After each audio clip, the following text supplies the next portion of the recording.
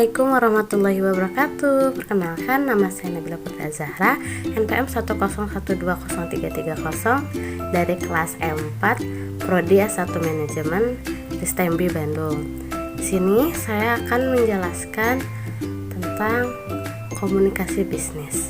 Ada beberapa pokok bahasan di sini. Yang pertama, dasar komunikasi dan komunikasi bisnis. Yang kedua, bentuk-bentuk komunikasi bisnis. Yang ketiga, perencanaan pesan-pesan bisnis.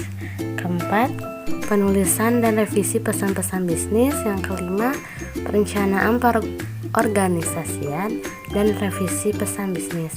Yang terakhir, penulisan pesan positif, pesan negatif, dan pesan netral. Komunikasi berasal dari bahasa Latin communis yang berarti sama. Communico atau communicare yang berarti membuat sama. Selanjutnya, terdapat 3 definisi komunikasi. Definisi yang pertama berasal dari KBBI atau Kamus Besar Bahasa Indonesia, yang mengartikan pengiriman dan penerimaan pesan atau berita antara 2 orang atau lebih sehingga pesan yang dimaksud dapat dipahami. Definisi yang kedua ada William C. Hamstreet dan Wayne M. Beatty, mengartikan suatu proses pertukaran informasi antara individu-individu melalui sistem biasa, baik dengan simbol-simbol, sinyal-sinyal, maupun perilaku atau tindakan. Dan definisi komunikasi yang terakhir menurut Forsdale, yang mengartikan suatu proses di mana suatu sistem dibentuk, dipelihara, dan diubah dengan tujuan bahwa sinyal-sinyal yang dikirim dan diterima dilakukan sesuai dengan aturan. Sebelumnya kita sudah membahas definisi dari komunikasi. Sekarang kita membahas apa itu komunikasi bisnis. Komunikasi bisnis adalah komunikasi yang digunakan dalam dunia bisnis yang mencakup berbagai macam jenis dan bentuk komunikasi untuk mencapai tujuan bisnis. Dalam kegiatan komunikasi bisnis, pesan hendaknya tidak hanya sekedar informasi, tetapi juga haruslah persuasif agar pihak lain bersedia menerima suatu paham atau melakukan suatu perbuatan. Informasi persuasif sendiri adalah informasi yang bersifat mengajak orang lain untuk melakukan tindakan atau perbuatan yang memang ditunjukkan dari informasi tersebut. Seperti contohnya iklan. Iklan itu adalah informasi yang memang bertujuan untuk mengajak orang lain untuk membeli suatu produk.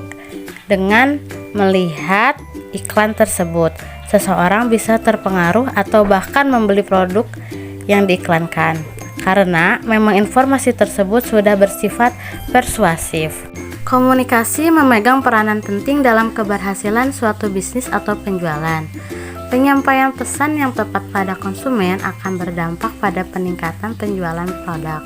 Jadi, jika bisnis atau penjualan ingin berhasil, maka perlu dibangun komunikasi antar penjual dan konsumen atau calon konsumen, dengan salah satunya iklan tadi. Jadi, kalau misalkan kalian punya usaha tapi tidak melakukan komunikasi apapun kepada konsumen, maka konsumen tidak akan memiliki informasi yang cukup untuk merasa yakin membeli produk yang kalian jual. Di era saat ini, banyak penjual atau usaha-usaha toko yang berjualan melalui salah satu media sosial, yaitu TikTok atau Instagram. Instagram atau TikTok ini digunakan untuk mengiklankan produk-produk mereka, sehingga para pengguna IG atau TikTok itu bisa tertarik dengan apa yang mereka jual. Salah satunya adalah mereka menggunakan sistem PO.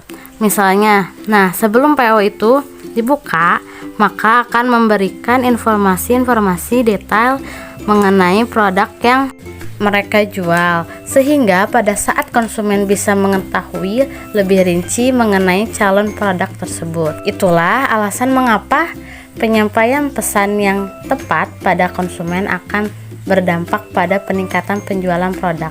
Selanjutnya ada bentuk komunikasi bisnis. Dalam dunia bisnis, usaha atau bisnis, komunikasi merupakan unsur terpenting agar mencapai tujuan dalam usaha dengan baik dan sesuai harapan. Komunikasi bisnis memiliki 2 bentuk yang lazim yang dapat dijadikan sebagai acuan dalam berkomunikasi. yaitu komunikasi verbal dan komunikasi nonverbal. Komunikasi verbal diambil dari kata dasarnya yaitu verbal. Komunikasi verbal ini menggunakan satu kata atau lebih. Dalam dunia bisnis, komunikasi verbal ini maupun secara lisan dengan struktur dan terorganisasi dengan baik dalam menyampaikan pesan atau informasi kepada komunikan atau penerima pesan. Komunikasi nonverbal yaitu komunikasi yang menggunakan bahasa tubuh seperti raut wajah, gerakan tangan, gelangan kepala, dan lain-lain. Selanjutnya ada perencanaan pesan-pesan bisnis. Perencanaan pesan bisnis adalah proses komposisi penyusunan pesan bisnis. Tujuan dalam perencanaan bisnis harus dievaluasi apakah tujuan realistis, waktu tepat, dan dapat diterima. Ada beberapa tahapan yang harus dilakukan oleh komunikator. Yang pertama ada penentuan tujuan, yang kedua analisis audiens, yang ketiga penentuan ide pokok, yang keempat seleksi saluran dan media komunikasi. Penulisan dan revisi pesan-pesan bisnis. Ada dua teknik dalam penulisan pesan bisnis. Yang pertama ada direct request. Direct request diartikan sebagai permintaan barang dan jasa yang dilakukan dengan tatap muka. Biasanya direct request digunakan dalam melakukan pesanan barang atau jasa, surat undangan bisnis, surat reservasi, meminta informasi, mengajukan klaim atau aduan maupun permohonan kredit. Lalu ada permintaan atau pesan-pesan rutin. Setelah pendekatan langsung, lalu pendekatan tanya jawab. Yang terakhir melakukan komunikasi yang bersifat good news atau goodwill. Keterampilan merevisi. Pesan-pesan bisnis tertulis dimulai dari penulisan draft. Dilakukan penelaahan lebih lanjut sebagai berikut ini. 1. Substansi pesan. 2. Mengedit isi pengorganisasian dan gaya penulisan. Ketiga, mengedit mekanika atau teknis penulisan. Yang keempat, mengedit format dan layout. Perencanaan pesan bisnis memiliki proses tersendiri, yaitu perencanaan, tujuan, audiens, ide, saluran, pengorganisasian ide, membuat draft, merangkai kata, lalu merevisi kegiatan yang telah digunakan untuk dapat mengatur ide-ide dengan berurutan, logis, serta tidak bertele-tele.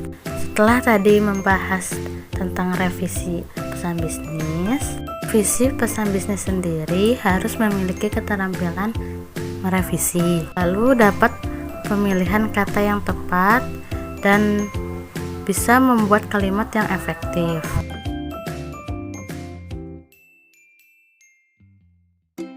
Pesan positif adalah dengan pendekatan langsung, direct approach, atau pengorganisasian pesan-pesan good news dalam dunia bisnis umumnya sama, yaitu menggunakan pola langsung dan deduktif.